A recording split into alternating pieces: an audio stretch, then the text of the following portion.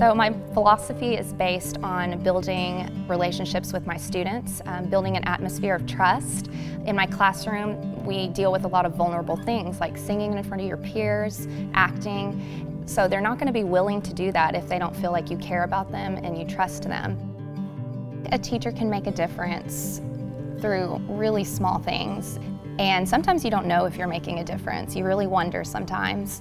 But when I see a kid who has no confidence just thrive in my classroom and is able to perform for so many people, that is so breathtaking.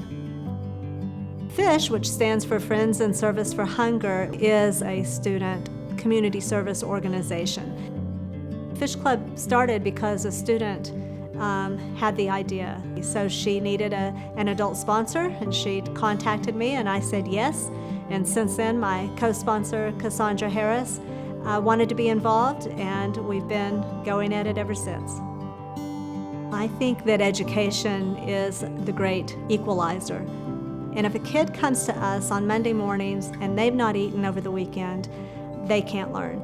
And so we feel that this is an academic barrier that we can help to remove, because we can send groceries home over the weekend and our kids can come to us Monday morning having eaten, and then they are ready to learn and to change the world. For me, going the extra mile is more of trying to stay ahead of the times, especially in the education market that we are now. Not trying to prepare our students for jobs that exist today, but jobs that exist 10, 15, 20 years from now.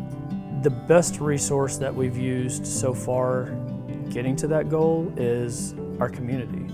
Our community business owners, business leaders, CEOs, CFOs, we have conversations with them.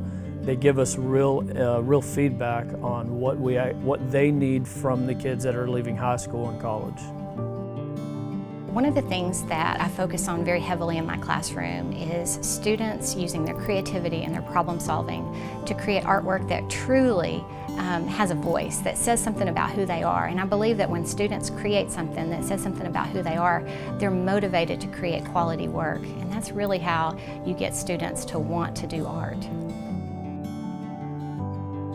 I've been a practicing artist along with being an educator. It's been a very important, fundamental part of who I am, because I believe that if my students see me creating and they see me wanting to do it, that they'll want to do it in return. And so they see me in my classroom, they know that I do it outside of my classroom, and they know that I love what I do and I love what I teach.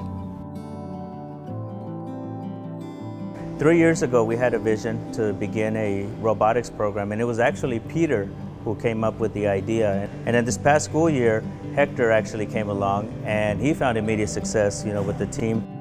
Every day they come excited to the classroom, and they always come in with ideas. I mean, the creativity that building robots in our robotics program sparks, it's crazy.